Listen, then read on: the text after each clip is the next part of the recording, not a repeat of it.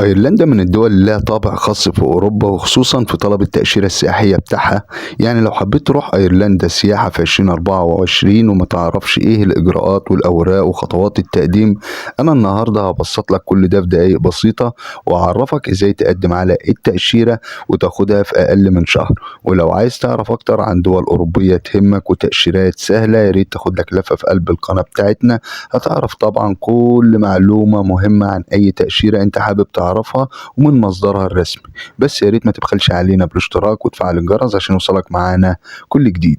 وعشان تقدم بقى يا جماعة لتأشيرة أيرلندا والكلام ده من الموقع الرسمي الخاص بالخارجية الأيرلندية، أنت هتحتاج شوية خطوات. تعال أبسطها لك. بس لازم الأول تعرف إن تأشيرة أيرلندا بتكون مدتها 90 يوم، وهي تأشيرة قصيرة، يعني الخاصة بالتأشيرة السياحية. واحنا عارفين ان التأشيرة السياحية يا جماعة من نوع سي بتديك مدة 90 يوم. تمن تأشيرة أيرلندا برضو يا جماعة 60 يورو، وبيجي لك الرد في أقرب وقت ممكن. يعني في الغالب بيكون بعد 10 أيام، بس ممكن تتأخر شوية ويجي لك الرد بعد 30 يوم لبعض الجنسيات. تعالوا بقى الأول نتعرف على الخطوات اللي هتطلب منك لما تيجي تقدم على تأشيرة أيرلندا. يعني لو أنت ناوي تقدم على التأشيرة ديت بنفسك وما تعرفش إيه الخطوات بالظبط وهتبدأ منين، فأنا هعرفك النهاردة الخطوات دي. أول خطوة، أنت بتقدم طلب للحصول على التأشيرة من خلال الموقع الرسمي الخاص بسفارة أيرلندا في البلد اللي أنت موجود فيها. يعني ممكن تكون موجود في قلب بلدك أو أنت كنت مقيم في أي بلد تانية.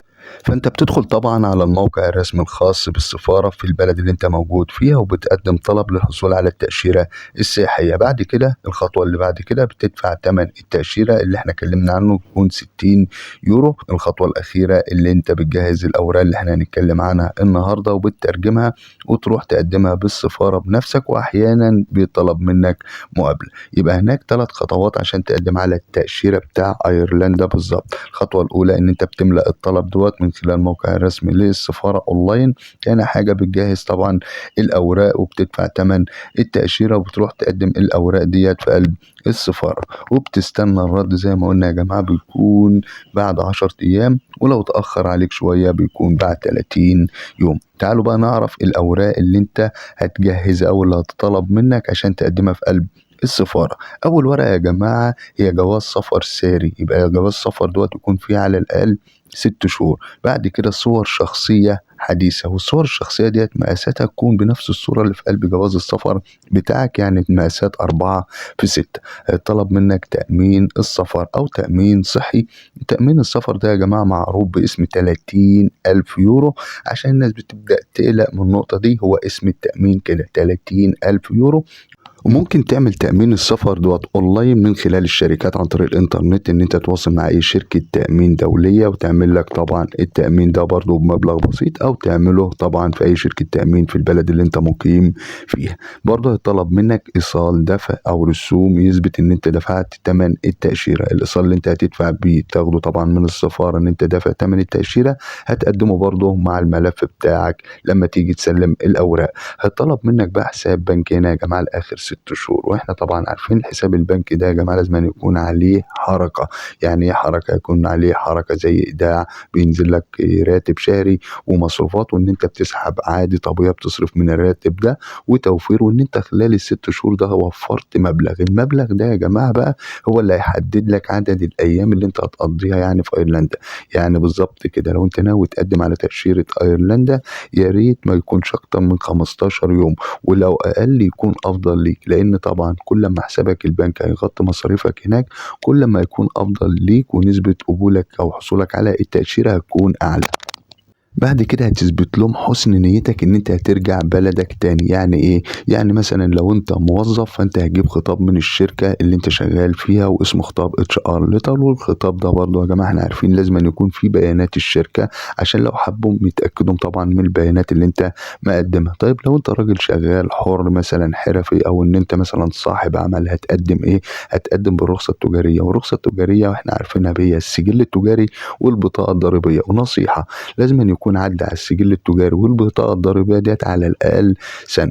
برضه ممكن تثبت لهم حسن نيتك، خصوصا لو ليك ارتباطات أسرية في قلب البلد بتاعتك، مثلا زي لو انت راجل متجوز ممكن تقدم قسيمة الجواز بتاعك، وكمان لو عندك أطفال ممكن تقدم شهادة ميلاد أطفالك. برضه لو انت سافرت قبل كده يا جماعة، السفريات القديمة ديت أو التأشيرات القديمة ديت حطها في قلب الملف لما تيجي تقدم طبعا على التأشيرة، هتعلي نسبة قبولك وحصولك على التأشيرة. هيطلب منك برضو من الأوراق حجز فندقي. الحجز الفندقي دي تعتبر من أسهل الأوراق اللي أنت تقدر تقدمها، خصوصا إن الحجز الفندقي ده تقدر تعمله بنفسك على موقع بوكينج دوت كوم، وبعد كده بعد حصولك على التأشيرة ممكن تكنسل طبعا الحجز. هيطلب منك تذاكر طيران ذهاب وعودة. العودة هنا يا جماعة لازم أن تكون بعد مدة الأجازة، يعني أنت مقدم 10 أيام تكون العودة بعد 10 أيام، لو أنت مقدم أجازة 15 يوم تكون العودة بعد 15 يوم. أول ما تدخل البلد عادي ليك 90 يوم هناك، وعادي ممكن تكسر نظام العودة ديت وتقضي 90 يوم هناك في قلب البلد. برضه هيطلب منك من الأوراق المهمة في قلب الملف بتاع التأشيرة ديت خطة سفر. الخطة ديت اتكلمنا عنها، هي مستند كده بتوضح لهم الأماكن اللي انت ناوي تزورها، ايه الخطة اللي انت حاططها في الأيام الأجازة اللي انت ناوي تقضيها في قلب أيرلندا. فانت هتخش عادي على جوجل تشوف أهم الأماكن يا جماعة اللي انت ناوي تزورها. ويا ريت بقى نصيحة، الأماكن ديت تكون قريبة من الفندق اللي انت نازل فيه أو حاجز فيه، وفي نفس المدينة برضه، عشان الناس تبقى واخدة بالها، عشان هما يبصوا من نظام تحركاتك ومصاريفك بالظبط، هما بيبصوا من الحاجات النسبية دي. يعني ما تكونش الأماكن دي في مدينة تانية وأنت ساكن في مدينة بعيدة، لازم تكون الأماكن دي في نفس المدينة وقريبة برضه في الفندق اللي أنت ساكن فيه. ودي طبعا كل الأوراق الخاصة بتأشيرة أيرلندا. فيزا أيرلندا يا جماعة مش فيزا شنجن، أيرلندا دولة ضمن الاتحاد الأوروبي، يعني التأشيرة بتاعتها هي تأشيرة خاصة بيها، داخلي داخلك بس أيرلندا. مفيش ناس واحد يجي يقول لي يعني أنا أخد فيزا أيرلندا أقدر أطلع بيها على بريطانيا، هقول له ما ينفعش. فيزا أيرلندا بتدخلك بس أيرلندا وليك 90 يوم زي ما قلنا، والرد بيجي لك بعد 10 أيام، وتمن التأشيرة 60 يورو. ممكن بقى فيزا أيرلندا دي تساعدك في إيه؟ ممكن تساعدك إن أنت تكمل دراستك هناك، يعني تقدر تعدل وضعك وتاخد إقامة دراسة هناك لما تاخد قبول من أي معهد.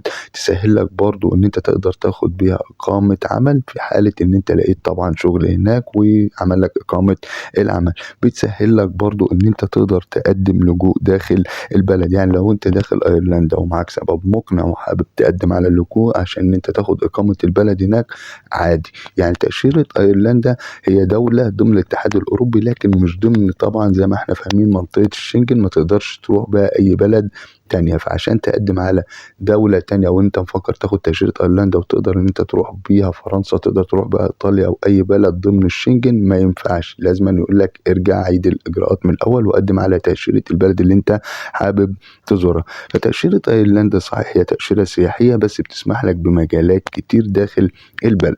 وانا ان شاء الله هسيب لكم اهم مواقع التوظيف لو انت حابب تدور على شغل هناك في قلب البلد برضه، وهسيب لكم اهم الميعاد والجامعات لو انت حابب تاخد برضه تأشيرة دراسية وإن أنت تحولها لإقامة دراسية هناك. فدي كل حاجة طبعا خاصة بالتأشيرة بتاع أيرلندا، وأنا حبيت أبسط لكم. هي تعتبر طريقة من الطرق اللي هتساعدك إن أنت تدخل البلد هناك. بعد كده من حقك إن أنت تعدل وضعك، أوراق التأشيرة سهلة تقدر تجهزها بنفسك. بالتوفيق للجميع بإذن الله، ولو في أي استفسار تنسبونا في قلب التعليقات وأنا في أقرب فرصة هرد عليكم. وشكرا لكم وبس كده.